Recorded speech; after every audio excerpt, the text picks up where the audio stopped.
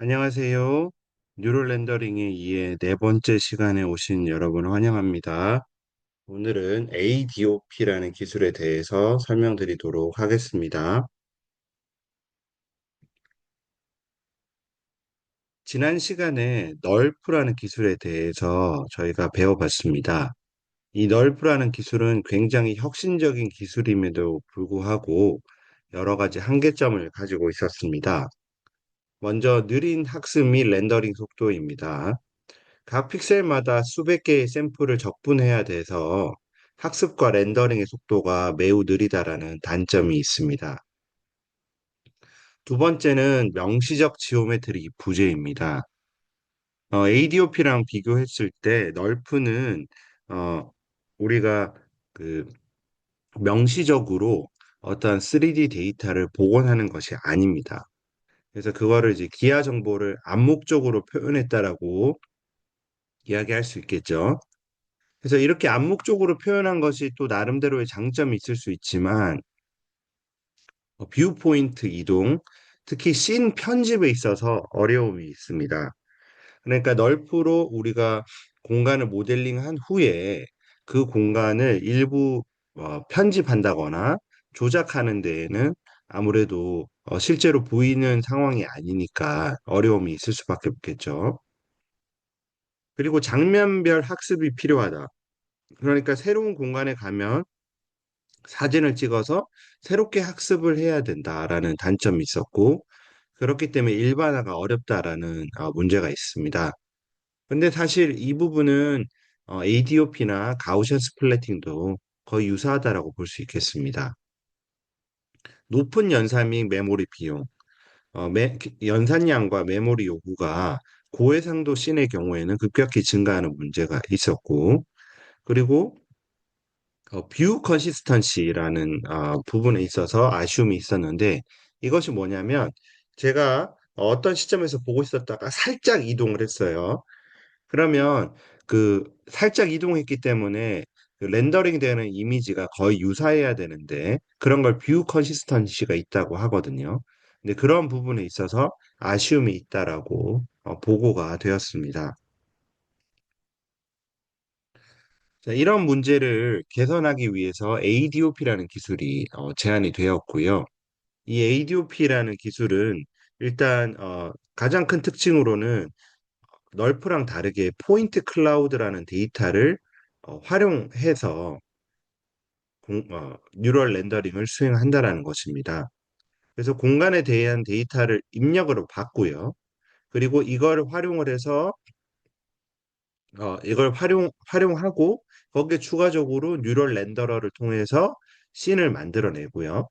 거기다 추가적으로 이 ADOP 같은 경우에는 여러 가지 이펙트를 줄 수 있다. 뭐 조명을 어둡게 하는 효과, 혹은 뭐 밝게 하는 효과, 기타 어떤 그 다른 카메라로 촬영한 것처럼 영상을 조작하는 것이 가능하다. 이런 부분이 ADOP의 장점이라고 볼 수 있겠습니다. 그래서 시스템 개요를 보시면 크게 세 가지로 나눠지는데요. 디퍼렌셔블 레스터라이저, 뉴럴 렌더러, 톤 매퍼입니다.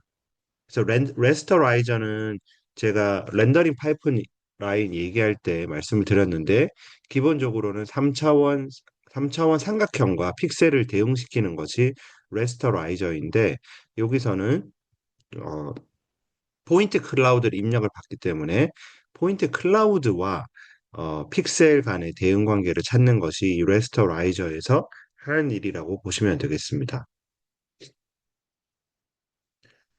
뉴럴 렌더러의 경우에는 이 포인트 클라우드를 통해서 각 픽셀의 값을 결정했지만 빈 공간들, 홀이 존재할 수 있는데요. 그런 부분들을 메꿔주는 것이 이 뉴럴 렌더러의 목적이라고 보시면 되겠습니다.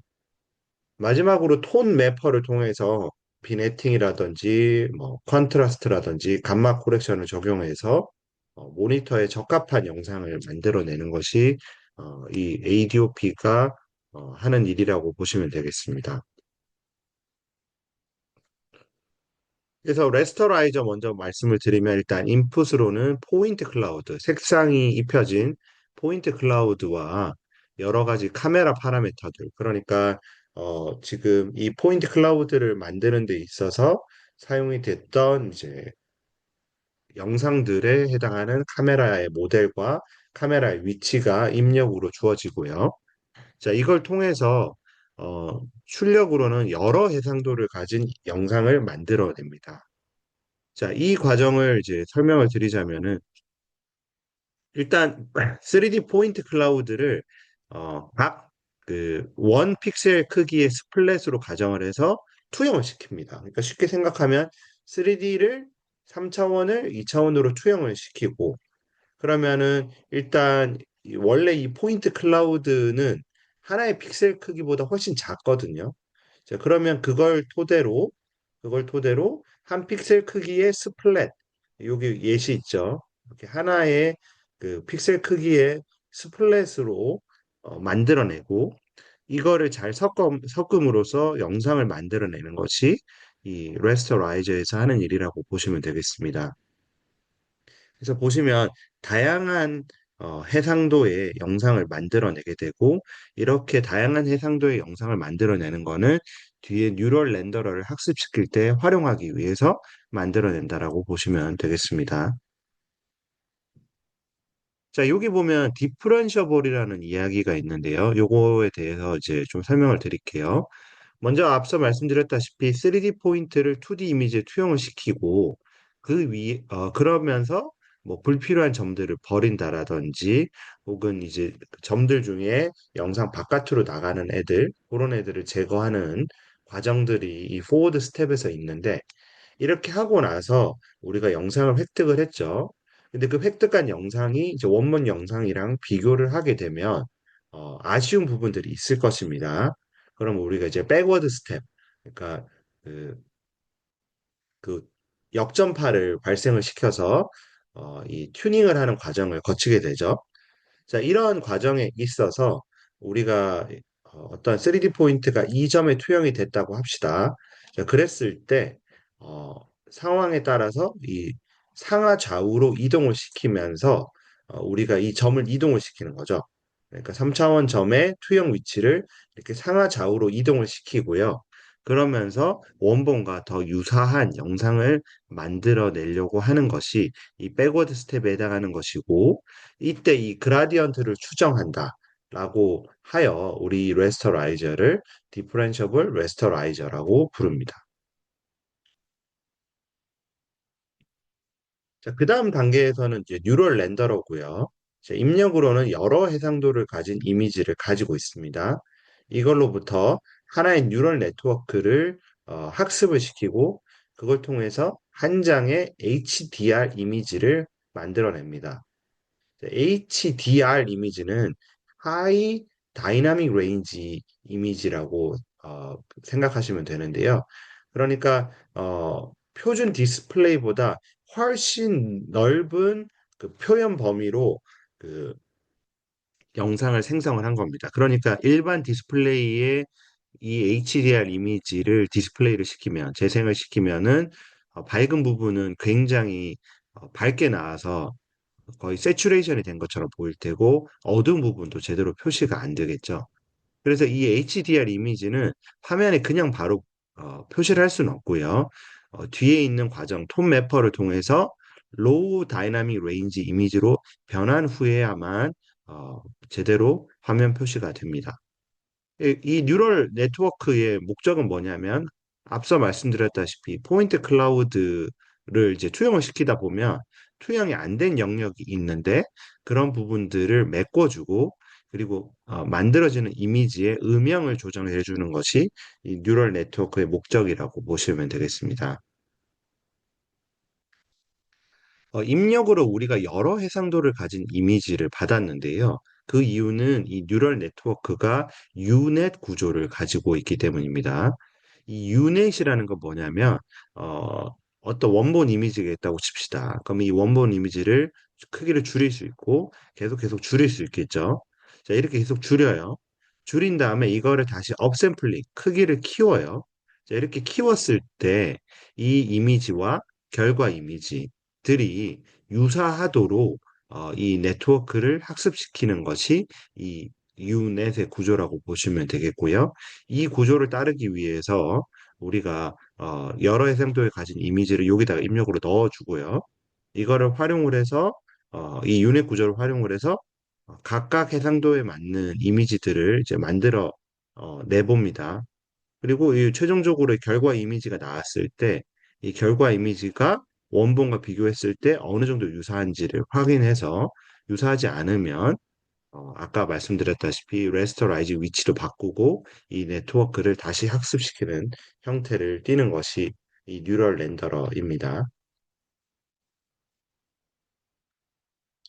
자, 마지막으로 톤 매퍼인데요. 톤 매퍼에서는 일단 HDR 이미지가 입력으로 들어오고요. 이거를 사람이 보는 LDR 이미지로 변환해주는, 자연스럽게 변환해주는 것이 이 톤 매퍼가 하는 일이라고 보시면 되겠고요. 자, 이렇게 해서 만들어지는 LDR 이미지에는 밝기 조정이 이루어지고 비네팅 효과도 주어지는데 비네팅은 뭐냐면 우리가 렌즈 가운데 아무래도 빛이 많이 모이기 때문에 요즘 카메라에서는 눈에 띄지 않지만 어, 그 렌즈의 가운데, 그러니까 영상의 가운데가 밝고 가장자리로 갈수록 약간 어두워지는 경향이 있거든요. 이제 그런 것들도 반영을 해서 실제 이미지와 비슷하게 굉장히 실감나는 이미지를 만들어내는 과정이 이 톤 매퍼에서 이루어진다라고 보시면 되겠습니다. 자, 그래서 여기 이게 결과 영상인데 결과 영상 유튜브 영상을 잠시 보도록 하겠습니다.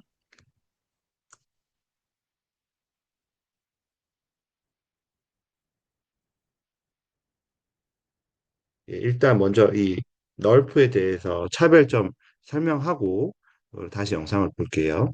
그래서 이제 널프랑 ADOP를 비교했을 때 널프는 어, 명시적인 지오메트리가 없죠. 그렇지만 ADOP는 포인트 클라우드로 명시적인 지오메트리가 있습니다. 물론 이 지오메트리는 근사화된 정보에 불과합니다. 딱 정확한 지오메트리는 아니지만 그래도 널프에 비해서 그런 게 있다라는 것을 이제 확인할 수 있고 널프는 렌더링 할 때도 볼륨 렌더링 그러니까 하나의 픽셀 값을 정할 때 굉장히 많은 포인트들이 고려되어야 됐는데 여기는 그렇게 되지 않고 학습 시간도 ADOP가 더 빠른 것을 확인할 수 있고요. 이 모델 일반화 부분에 있어서는 장면별 학습 필요, 뭐 지오메트리 기반으로 재활용 가능하다고 했지만 사실 ADOP도 다른 장소로 가게 되면 지오메트리를 다시 이제 촬영을 해야겠죠. 그러니까 어떤 부분이 있냐면 우리가 ADOP 같은 경우에 뉴럴 렌더러가 있잖아요. 그러니까 뉴럴 렌더러 같은 경우에는 아예 처음부터 학습을 할 필요는 없겠죠. 그러니까 새로운 장소에 갔을 때 ADOP 같은 경우에는 지오메트리 데이터가 새로 주어지면 그 뉴럴 렌더를 약간 튜닝해서 쓸 수 있고 널프는 이제 그런 게 불가능하다. 예, 그런 차이가 있을 수 있습니다. ADOP는 결과 보정이 가능한 부분이 있고요. 그리고 ADOP는 아무래도 지오메트리 정보가 있기 때문에 기하 정보를 수정한다거나 혹은 이제 시점 간 일관성을 맞추는데 조금 더 용이한 측면이 있습니다. 자, 여기 다시 한번 왔고요.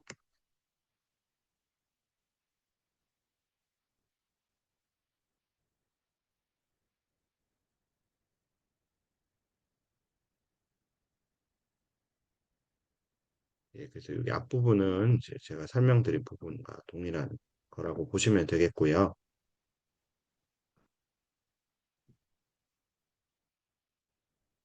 예, 여기 HDR 이미지를 보시면 굉장히 조금 뭐라 해야 될까요? 엄청 발달한 느낌이 들죠. 그러니까 그리고 LDR을 보면 일반적인 이미지랑 비슷하다. 그러니까 HDR 이미지는 훨씬 그 표현 범위가 넓기 때문에 일반 모니터에서 봤을 때는 저렇게 세츄레이션 된 듯한 느낌을 받게 되는 겁니다. 네, 네. 그래서 여기 한번 보시면 퀄리티가 굉장히 좋다는 걸 보실 수 있습니다. 네, 이게 ADOP로 렌더링한 결과인데요. 특히 저 미끄럼틀 부분 같은 경우에 저런 부분이 이제 광택이 많아서 사실 렌더링하기 굉장히 어렵거든요. 물론 지금도 보면 살짝 미세하게 떨리는 부분들이 있긴 하지만 결과를 이제 원본과 비교했을 때 굉장히 좋은 것을 확인할 수 있습니다.